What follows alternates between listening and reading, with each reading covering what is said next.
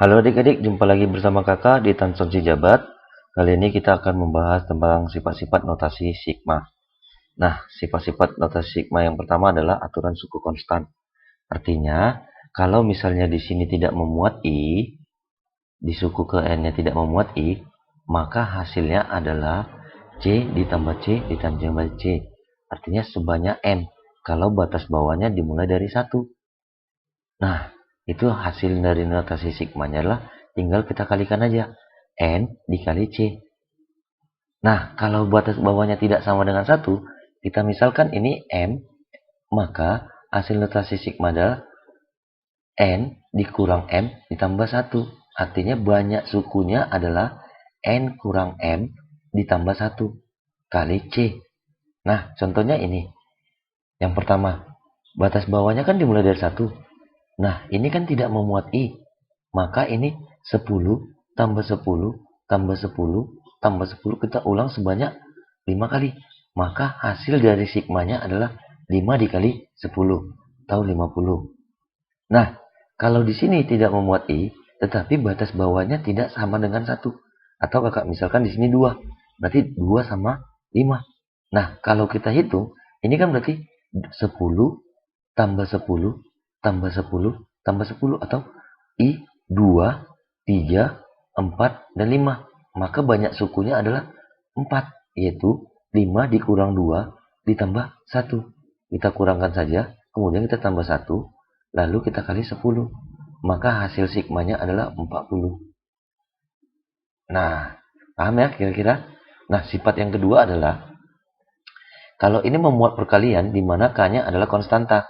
Artinya, boleh kita keluarkan konstantanya dari notasi sigmanya, yaitu K dikali sigma I, di mana I-nya dimulai dari 1 sampai N. Contohnya, lebih jelasnya dari contoh ya. Maka kakak buat ini sama dengan kalau kakak ulang, berarti ini kakak ganti I-nya jadi 1 sampai 5. Berarti 2 kali 1, tambah 2 kali 2, tambah 2 kali 3, tambah 2 kali 4, ditambah 2 kali 5. Karena sigma adalah jumlah. Berarti karena sama-sama memuat 2, kakak keluarkan 2. 2 kali 1 tambah 2 tambah 3 tambah 4 tambah 5. Nah, yang ini kan sama dengan sigma I, di mana I-nya dimulai dari 1 sampai 5. Maka 2 kali sigma I. Nah, kalau kita hitung kan berarti 1 tambah 2 itu 3. 3 tambah 3 itu 6. 6 ditambah 4 itu 10. 10 ditambah 5 itu 15. Berarti itu sama dengan 2 kali 15. Artinya boleh kita keluarkan koefisiennya aja. Nah, kira-kira paham ya? Berarti yang sifat yang ketiga adalah aturan jumlah dan selisih. Artinya, sigma I UI ditambah atau dikurang FI, boleh kita jabarin, kita masukin ini sigmanya ke masing-masing. Berarti ke UI masukin. Kalau ditambah berarti kakak tambah, kemasukan sigmanya ke FI. Contoh begini, sigma I kuadrat ditambah 2 kali I, di mana I-nya dimulai dari 1 sampai 3, kakak pisahin nih. Berarti sigma I kuadrat, I-nya dimulai dari 1 sampai 3. Nah, ini kan kakak pisahin nih. Ini dengan yang ini. Nah, kakak hitung nih. Berarti I-nya dimulai dari 1 sampai 3. Berarti 1 kuadrat ditambah 2 kuadrat ditambah 3 kuadrat. Nah, yang ini 2 kali sigma I. Kakak keluarkan sifat yang sebelumnya. Berarti 2 kali 1 tambah 2 tambah 3. 1 tambah 4 tambah 9 itu 14. Ditambah 2 kali 1 tambah 2 tambah 3 itu 6. Berarti 2 kali 6. Nah, 2 kali 6 itu 12. 14 ditambah 12 itu 26. Nah, kalau kurang kak, ya tinggal kita keluarin. Berarti sigmanya di sini I kuadrat dikurang sigma 2I. Nah, I kuadrat tadi itu 14 dikurang 2 kali I tadi. Berarti kurang 12. Nah, kira-kira paham ya? Oke, kita masuk kepada sifat yang keempat. Nah, yaitu sifat aljabar nih. Berarti kalau sigma UI ditambah FI kuadrat, itu boleh dijabarin. Nah, kalau kakak jabarin misalnya A ditambah B dikuadratin, itu sama dengan A kuadrat ditambah 2AB ditambah B kuadrat. Nah, berarti kakak masuk ini 2 kali sigma, kakak masukin aja sigmanya. Jadi sigma A kuadrat ditambah sigma 2AB ditambah sigma B kuadrat. Demikian juga kalau A kurang B kuadrat. Artinya kita jabarin suku ke N-nya. Berarti ini A kuadrat dikurang 2AB ditambah B kuadrat. Nah, berarti sigma A kuadrat dikurang sigma 2AB ditambah sigma B kuadrat. Karena 2 ini merupakan koefisien murni ke depan. Nah, paham ya? Nah, kita lihat contohnya. Sigma I tambah 2 kita kuadratin nih.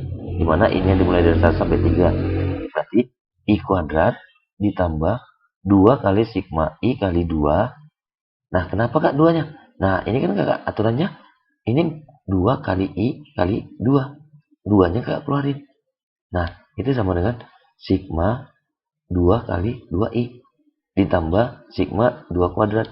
Nah, ini merupakan operasi dari aljabar.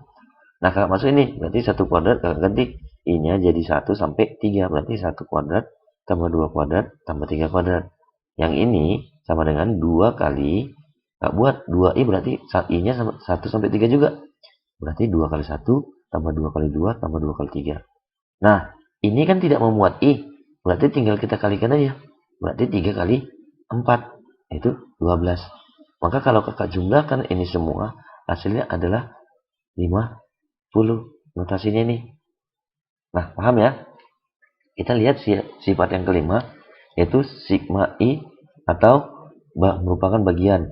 Nah, contohnya gini. Kalau sigma UI, tambahin di sini 1 sampai dengan M, di mana suku ke N-nya juga ditambah UI juga. Tetapi di sini M-nya tambah 1, berarti lebih 1 dari sini sampai N. Maka ini bisa kita langsungkan, berarti I sama dengan 1 sampai N aja. Nah, ininya sama, UI juga.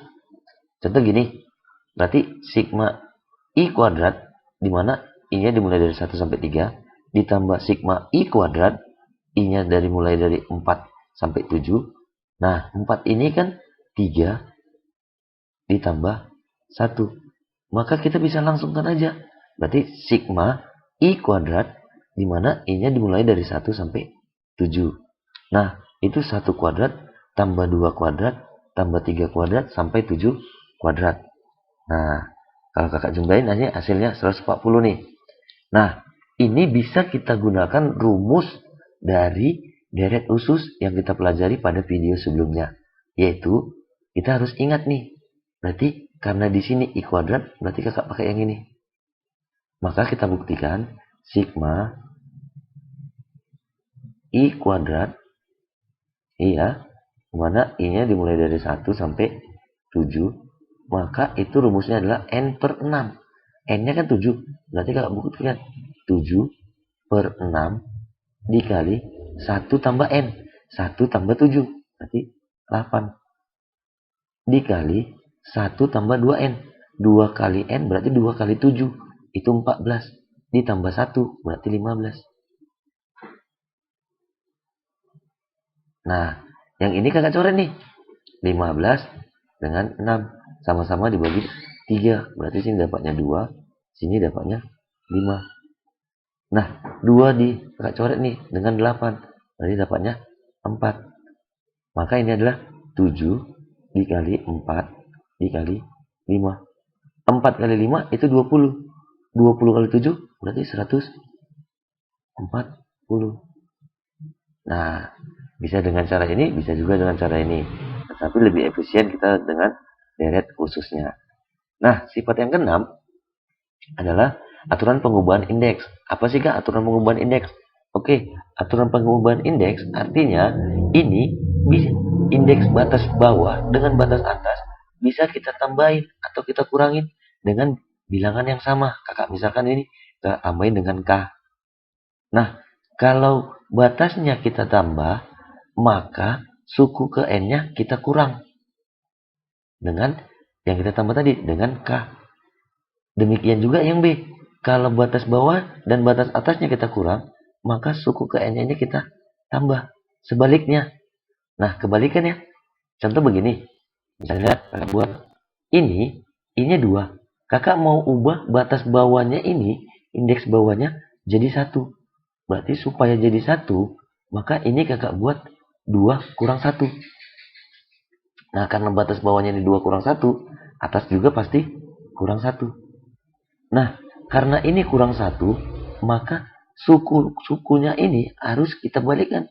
Yaitu kalau di sini kurang 1, maka setiap I yang ada di sini kita tambah 1. Maka I-nya ini kita ganti dengan I tambah 1. I-nya ini juga kita ganti dengan I tambah 1. Kebalikannya. Maka ini jadi 3 kali I tambah 1 kuadrat dikurang 2 kali I tambah 1. Nah, kita dapat 3, kita jabarin nih. I kuadrat tambah 2I tambah 1. Kurang 2 kali I dikurang 2. Nah, berarti kakak masukkan 3 nih. Berarti 3I kuadrat ditambah 6I ditambah 3 kurang 2I kurang 2.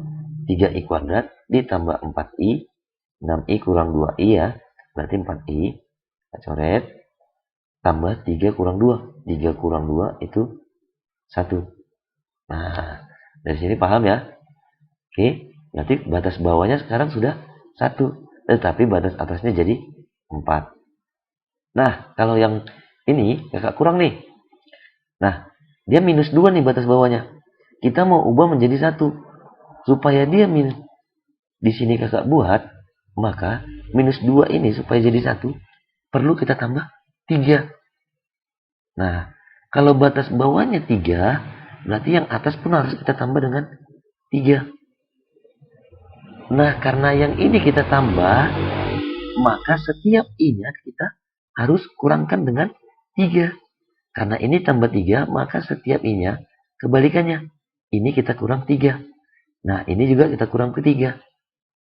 Maka hasilnya adalah I kurang 3 kuadrat kurang 2 kali I kurang 3. Nah, dari sini kita jabarin nih. I kuadrat dikurang 6I tambah 9. Dikurang 2I min 2 dikali min 3. Itu positif 6. Kita kalikan dengan 3. 3I kuadrat kurang 18I tambah 2, 7. Kurang 2I tambah 6. 3I kuadrat dikurang 18I kurang 2I. Berarti kurang 20I. Ditambah 33. Nah, batas bawahnya ini kan sudah menjadi 1 nih. Nah, batas atas jadi 6. Nah, itu ya. Kalau di sini kita tambah atau kita kurang, maka sebaliknya ininya, kalau misalnya ini tambah, berarti sini kita kurang. Kalau di sini kurang, berarti I-nya ini kita tambah dengan bilangan yang sama. Kira-kira paham ya? Nah, kita lihat aturan identitas nih. Akhir nih. Nah, aturan identitas artinya kalau di sini batas bawahnya dimulai dari N dan batas akhir atasnya sampai N. Artinya ini tinggal kita ganti aja jadi N. Nah, berarti contoh gini. Sigma 3I, I dimulai dari 5 sampai 5. Artinya kan ini terjadi penjumlahan sekali aja. Berarti tinggal kita ganti I-nya jadi 5 aja. Berarti 3I, berarti 3 kali 5. Nggak ada lagi penambahannya. Nggak ada di sini lagi. Nah, karena ininya batas bawah dan batas atasnya sama. Nah, kira-kira paham ya? Nah, inilah merupakan sifat-sifat notasi sigma yang kita perlukan untuk mengerjakan soal-soal yang berhubungan dengan sigma. Nah, kira-kira suka dengan video ini, silakan like dan subscribe. Terima kasih.